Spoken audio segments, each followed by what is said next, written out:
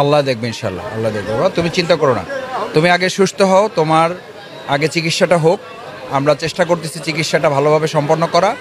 এরপরে তুমি সুস্থ হওয়ার পরে কি করতে পারবা সেই অনুযায়ী তোমার আত্মকর্মসংস্থানের একটা ব্যবস্থাও আমরা চিন্তা করবো ইনশাল্লাহ।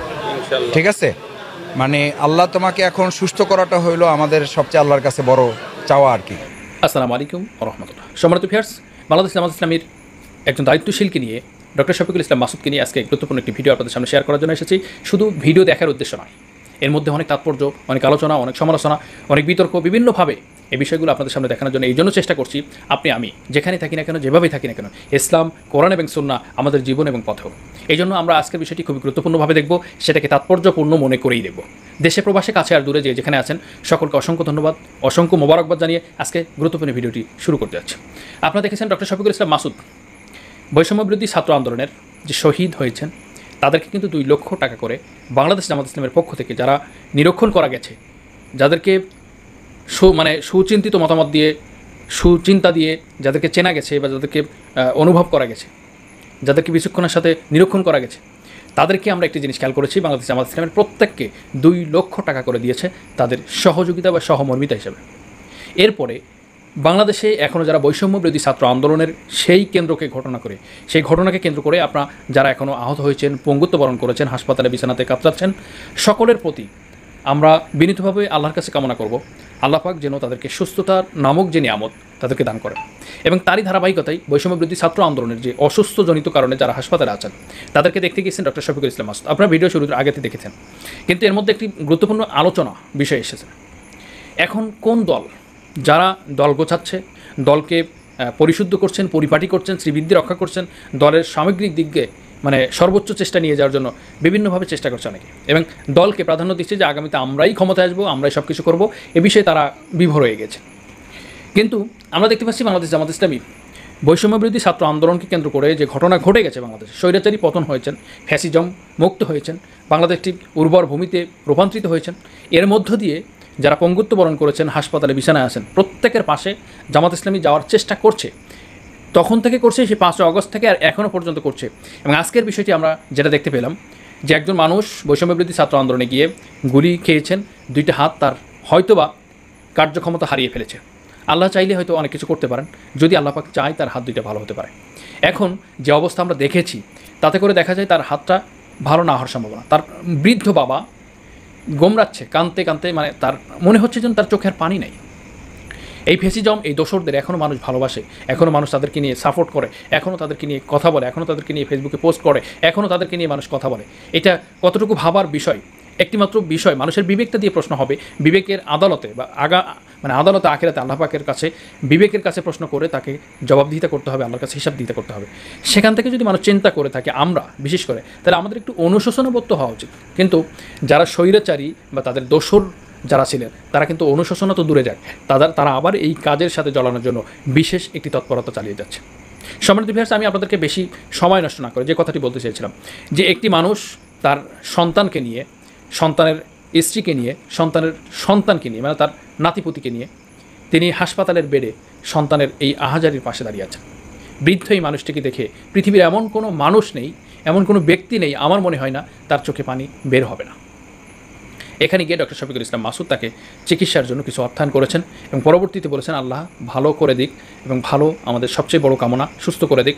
সুস্থ করার পরে ওই মানুষটির পরিবার চালানোর মতন যে পরিবেশ, তার যে পরিবেশ তৈরি হবে আর কি, যে হয়তো হাত পাততে পারতেছে না, হাত নাই, কর্মক্ষম হয়ে গেছে, তখন তাকে কোন ব্যবস্থা করলে তিনি জীবিকা নির্বাহ করতে পারবে, সংসার পরিজনকে চালাতে পারবে, তার এই বিষয়টি তিনি সেখানে বলছেন যে আপনি সুস্থ হয়ে যান, আপনার কাছে এখন সুস্থতা বড় নিয়ামত, আল্লাহ তাআলা সুস্থ করে দিক। এরপরে সুস্থতার পরে যে পরিবর্তন আসবে, যে তৈরি হবে পরিবেশ, সিচুয়েশন, সেটার মধ্য দিয়ে আমরা কি করতে হবে বা কি করা যেতে পারে বা কি করলে তার সংসারকে চালাতে পারবে, তার বাকি জীবনগুলো কাটানোর জন্য যে বিশেষ একটি প্রক্রিয়া তৈরি করার জন্য যে অনুদান বা তাকে সহযোগিতা করা বা কোনো ব্যবসাকে ধরানো, কোনো আয়ের উৎসকে ধরিয়ে দেওয়া, এই বিষয়টিও শফিকুল ইসলাম মাসুদ নিয়েছেন।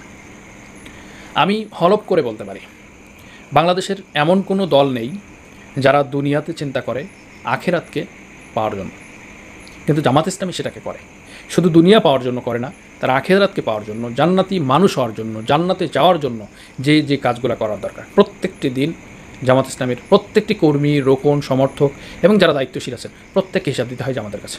প্রতি মাসে, প্রতি সপ্তাহে, এমনকি প্রতি বছরেও তাদেরকে হিসাব দিতে হয় যে আসলে জামাত করেছি, জামাত ইসলামের সমর্থন হয়েছি, জামাত ইসলামের কর্মী হয়েছি, জামাত ইসলামের রোকন হয়েছি, এখন আপনি আসলে 5 ওয়াক্ত নামাজ পড়ছেন কিনা, রোজা রাখতেছেন কিনা, ইসলামী সাহিত্য অধ্যয়ন করছেন কিনা, কোরআন তেলাওয়াত করছেন কিনা, অর্থ সহ পড়ছেন কিনা, হাদিস অধ্যয়ন করছেন কিনা, দেশের খবরাখবর রাখছেন কিনা, নিজেকে নিয়ে আত্মশুদ্ধি করছেন কিনা, আত্মসমালোচনা করছেন কিনা, নিজের পরিবর্তনের দিকে খেয়াল করছেন কিনা, পরিবারকে দেখছেন কিনা, সামাজিককে দেখছে কিনা, এই গোটা পৃথিবীর ভূখণ্ডকে দেখছে কিনা, কোন বিচক্ষণতার সাথে যে কাজগুলো করা হচ্ছে সেটাকে প্রতি সপ্তাহে, প্রতিদিন, প্রতি মাসে সেটাকে উপস্থাপন করতে হয় এবং সেটার জন্য জবাবদিহিতা করতে হয়। কোনটার জন্য? তার আমলের ব্যাপারে। এবং প্রত্যেকটি মাসে এই জামাত ইসলামী যারা করে, ছাত্র শিবির যারা করে, তাদেরকে বাইতুল মাল হিসাবে বাইতুল মালের এই টাকাকে দিতে হয়। কেন দিতে হয়? বাংলাদেশে একটি ইসলামিক অনুশাসন কায়েমের জন্য, দিন কায়েমের জন্য, কোরআন এবং সুন্নাহ প্রতিষ্ঠিত করার জন্য যে আন্দোলনের নাম, সেটা হচ্ছে ইসলামী আন্দোলন আকিমুদ্দিন, আকিমুদ্দিন। নামাজ যেমন ফরজ, রোজা যেমন ফরজ, এবং দিন প্রতিষ্ঠা করা তদরূপ ফরজ। কিন্তু আমরা সেটার দিকে লক্ষ্য করি না। আমরা শুধু নামাজকে নিয়ে ব্যস্ত থাকি, রোজাকে নিয়ে ব্যস্ত থাকি, কুরবানি আসলে গোস্ত খাওয়ার জন্য, কুরবানি করার জন্য ব্যস্ত থাকি, হজ আসলে হয়তো অনেকে হজ করতে রাজি হই, অনেকে ব্যস্ত থাকি। কিন্তু আমাদের যে মূল দায়িত্ব, এই দেশটাকে, এই ভূখণ্ডকে, পৃথিবীটাকে পরিবর্তনের জন্য আল্লাহ পাক আপনাকে, আমাকে, সকলকে পাঠিয়েছে। সুতরাং আমি বিনীতভাবে অনুরোধ করব, আজকের ভিডিওটি আপনারা দেখে, মনোযোগ দিয়ে দেখে এই বিষয়টি আমরা অবশ্যই কমেন্ট সেকশনে জানিয়ে দেবেন যে আমরা আসলে কোন পথে যাচ্ছি, কোন দলের সাথে যাচ্ছি। আপনি যেভাবে চলবেন, যার সাথে চলবেন, হাসর এবং নাসর তার সাথে হবে। এখন আপনি যদি এটা বলে কথা আর কি, যদি জিয়াউর রহমানের আদর্শে আদর্শিত হন, তাহলে আপনার পরিস্থিতি কেমন হবে? শেখ মুজিবুর রহমানের আদর্শে আদর্শিত হন, আপনার পরিস্থিতি কিয়ামতের আদালতে কেমন হবে? যদি রসুল পাক সাল্লাল্লাহু আলাইহি ওয়াসাল্লামের আদর্শে আদর্শিত হয়ে তার দিন ব্যবস্থাকে বাস্তবায়ন করার জন্য, আনিত বিধানকে বাস্তব রূপ দেওয়ার জন্য জমিনে কাজ করে থাকেন, তাহলে আপনার পরিবেশ, আপনার পরিস্থিতি কিয়ামতে আদালতে, আখিরাতে আল্লাহর কাছে কেমন হবে আপনি ভালো বুঝতেছেন। সুতরাং আসুন আমাদের বিবেককে কাজে লাগাই, আমরা দিনের পথে অগ্রগামী হই, এই দেশটাকে ইসলামের সায়তলে আনি, এই সমাজটাকে পরিবর্তন করি, সমাজের সমস্ত খারাপকে দূর করে। আমরা আজকের ভিডিওটি দেখে আজকের কমেন্ট বক্সে আমরা আপনাদের কাছে উন্মুক্ত করে রেখেছি, অবশ্যই আপনারা জানিয়ে দেবেন আপনাদের তথ্য এবং আপনাদের গোপন যে মস্তিষ্কের যে চাহিদা, যে লেখনী, সেটা অবশ্যই আমাদেরকে জানিয়ে দেবেন। সম্মানিত ভিউয়ার্স, ভিডিওটি পুরাটি দেখুন, আপনারা মন্তব্য করুন, মন্তব্য করে আমাদেরকে জানিয়ে দেবেন। দূরে যোগে দূর ভোগে মানুষের পাশে, চেয়ে দেখো কারা আজ আগে ছুটে আসে, নিপীড়িত অসহায় গরিবের কাছে, চেয়ে দেখো কারা আজ আগে ছুটে আসে। জনগণ চিনে গেছে দলটাকে বেশ, জনগণ বুঝে গেছে দলটাকে বেশ। জামাতে ইসলামী বাংলাদেশ, জামাতে ইসলামী বাংলাদেশ, জামাতে ইসলামী বাংলাদেশ। জামাত ইসলামের মহানগর দক্ষিণের সেক্রেটারি, আমাদের জামাত ইসলামের ছাত্র শিবির সাবেক সভাপতি। অনেকেই খোঁজখবর রাখছে, সবাই দল করছে, আমি অনেকেই জানি, আমি অবশ্যই থেকেই খোঁজখবর রাখছি। বাকি কিন্তু আমাদের দল করা ছিল, তাকে তো আমরা এর আগেও আমাদের সাথে সম্পর্ক আছে, আমরা তার সাথে সম্পর্ক আছে। আপনাকে বলেছিল যে সেটা চালাচ্ছে, যে রেনকোট দিয়েছে, রেনকোটও আমরা দিয়েছে, সেই সময় আমরা দিয়েছি। আবার ছোটোখাটো কিছু পরীক্ষাও তাদের হয়, সুতরাং পরীক্ষা যখন হয় তখন ধৈর্য ধরতে হয়, একটু ধৈর্য ধরতে হয়। আর আল্লাহ যতটুকু বিপদ দেয়, আল্লাহ চাইলে তো আরও বড় বিপদ ফেলতে পারতো, সেই জায়গায় আল্লাহ তাআলা তো হেফাজত করছেন। এখানে দেখেন যে কত রুগী আছে, আর অনেকের তুলনায় তো সে ভালো আছে। তো জি জি জি, আল্লাহ দেখবে ইনশাল্লাহ, আল্লাহ দেখবে। তুমি চিন্তা করো না, তুমি আগে সুস্থ হও, তোমার আগে চিকিৎসাটা হোক, আমরা চেষ্টা করতেছি চিকিৎসাটা ভালোভাবে সম্পন্ন করা। এরপরে তুমি সুস্থ হওয়ার পরে কী করতে পারবা, সেই অনুযায়ী তোমার আত্মকর্মসংস্থানের একটা ব্যবস্থাও আমরা চিন্তা করবো ইনশাল্লাহ, ঠিক আছে? মানে আল্লাহ তোমাকে এখন সুস্থ করাটা হলো আমাদের সবচেয়ে আল্লাহর কাছে বড় চাওয়া আর কি। সুস্থ হয়ে গেলে এরপর আস্তে আস্তে বাকি বিষয়গুলো আমরা কভার করতে পারবো, সমস্যা হবে না ইনশাল্লাহ। আমরা সবাই মিলে দেখবো। আমি তো সবসময় বলেছি যে বাউফলে আমাদের বিশেষ করে তরুণ যারা, তারা যদি আত্মকর্মসংস্থানের চেষ্টা করে, তাহলে আমরা তাদের সব ধরনের সহযোগিতা করবো। তো সে যেহেতু একটা হালাল উপার্জনের চেষ্টা করেছে, এর মধ্যে একটা অ্যাক্সিডেন্ট হয়ে গেছে, যে কোনো দুর্ঘটনা, বিপদ, মুসিবত আল্লাহ তাআলাই দেয়, আবার আল্লাহ তাআলাই সাহায্য করেন, ঠিক আছে? এই জন্য ধৈর্য ধরতে হবে, আল্লাহর কাছে সাহায্য চাইতে হবে।